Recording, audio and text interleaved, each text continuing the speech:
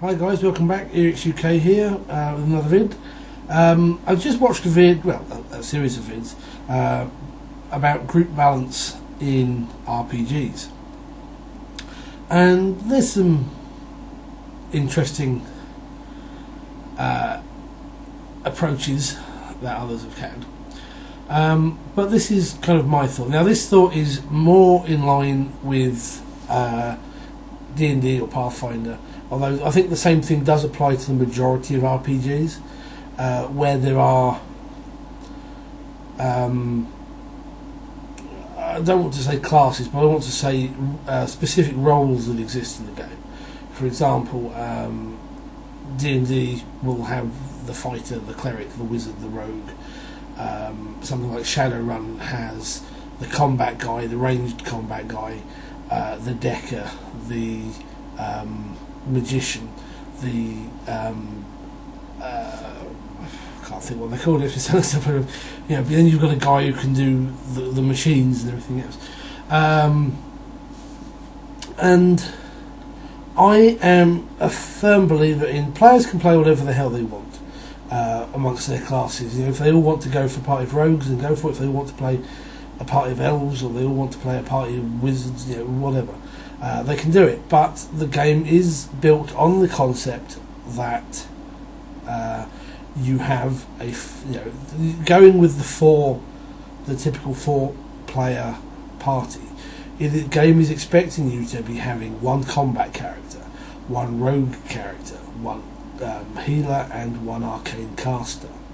And if you had a 5th player, I just simply add another combat character to that list. D&D is built around the concept of you have your bases covered in your party. There's no point playing a party of fighters, although you can do it, when you get scuppered because you're doing a scenario with some fairly nasty traps, because the GM or the writer of the module or whatever has put traps in because he's expecting you to have a rogue in the party.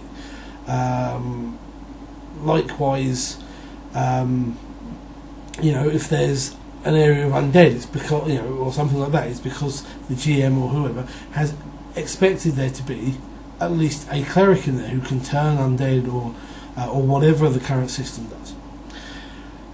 And I think if you start as players going for unusual combos like that, then I don't expect a party of 4 fighters or anything like that. I expect people to be playing variations or whatever, without necessarily falling into that 4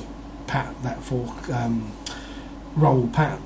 But it puts that if you as a group of players start doing something like that, where you play an unusual combo, or you're missing one of the key things like a healer or the rogue, or whatever, then I think you are going to be putting. It's either you're going to end up screwing yourself over somewhat, or you're just going to be putting so much extra hard work onto the GM, because then they have to. If it's something they're writing themselves, then they've got to balance it towards your party. If it's a published module, then they're going to have to be tweaking it even further than they normally would, because such things are written from the perspective of there being the 4-role party.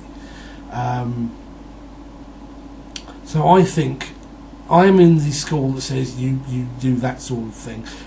If you take D&D or Pathfinder, for example, there's, alright, you want a rogue, the rogue is there. You want a divine caster, the healer, you've got the druid, or you've got the cleric, most likely. You could possibly even put the paladin in that section, although I prefer to consider that as a combat character.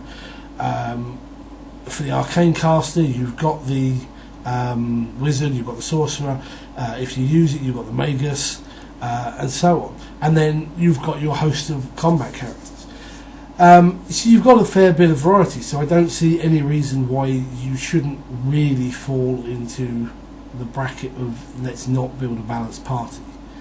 If that's your cup of tea, then go for it. I'm not going to tell you not to, but I'm the sort of GM who will not adapt a module simply based on the grounds of you're all playing a party without a rogue or without a healer. You're taking that risk when you do the scenario, but that's just my particular take on it. Anyway, I'm not going to waffle on any longer. I'm interested to hear your points of view. Until then, take care and good gaming.